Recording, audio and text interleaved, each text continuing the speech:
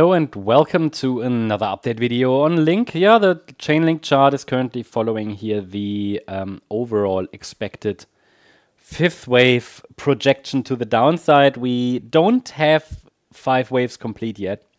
The price has not yet broken below the 31st of May low. That's the next milestone target for the bears. Looks like we might see that today or tomorrow. At least we finally start to get some movement. As explained, the rally from the 31st of May low ended as a clear 3-wave move, and it even reached the ideal target for a 4th wave, the 38.2 retracement at, in this case, $14.42. That is an ideal target for such a 4th wave, and the price got rejected, started the decline, and we could be in the 5th wave down of this C wave, of wave 2. You know this scenario anyway, we talked about it, right? This ABC structure to the downside, and the next low could be the last one. So, but again, there is not going to be a confirmed low until we get a 5-wave move up above that 4th wave low. That's what we need to see. We need to see a recovery rally that takes the price above the $14.52 level, which is the swing high that formed on the 4th of June. So this would be the objective for the bulls. Price needs to break above that level, and then we can look for higher prices overall from there. I'm already looking for higher prices as long as the support area is holding. But obviously in the short term, the idea was still to get that one more low in this 5th wave of wave C of 2. So all of that is currently going according to the, let's say, projected scenario, yeah, the preferred scenario as well. Actually, there is only one on this chart at the moment.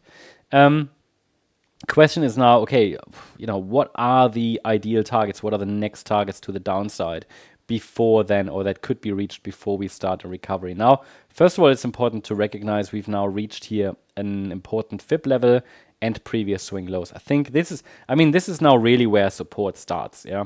Support came in already here at around 1346, buyer stepped in, but obviously just a 3-wave rally, resistance couldn't be broken. And it's always really, really interesting how the price reacts perfectly to these levels. I mean, like $14.40 acted here as resistance 3 times. This is statistically really the ideal target for a 4th wave. It's quite interesting that the market really reacts exactly to that level. And, you know, after which the price before that actually reacted to the 1346 level, which is the 50% retracement. I mean, these levels, I haven't put them on the chart after the fact. No, they've been on the chart before the price reacted.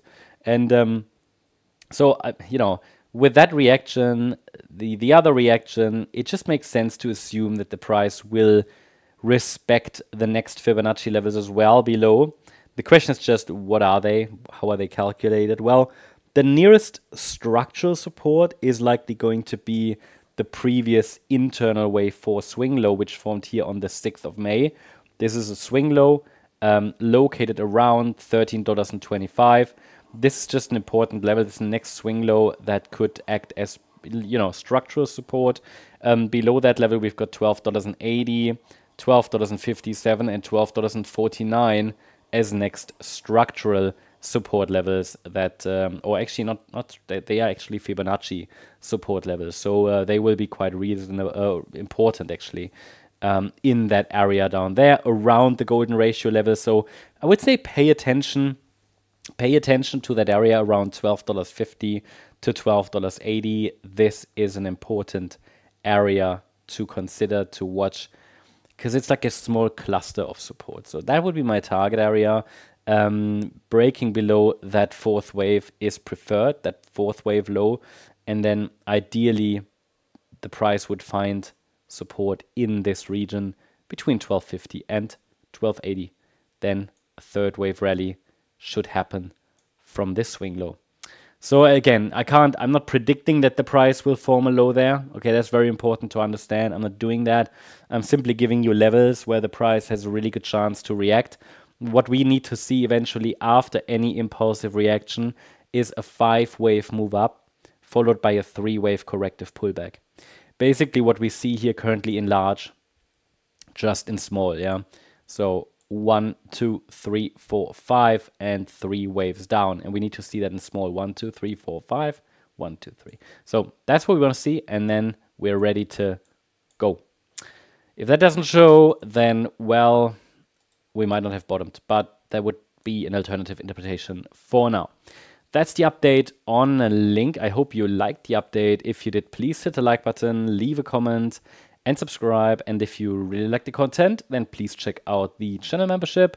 Also, if you're interested in getting additional updates, if you want to discuss with the community, check out our X profile. It's linked in the description and also pinned in the comment section. Here you get additional updates, Elliott wave updates, short-term updates. You can let us know your opinion about charts, ask questions, discuss with the community.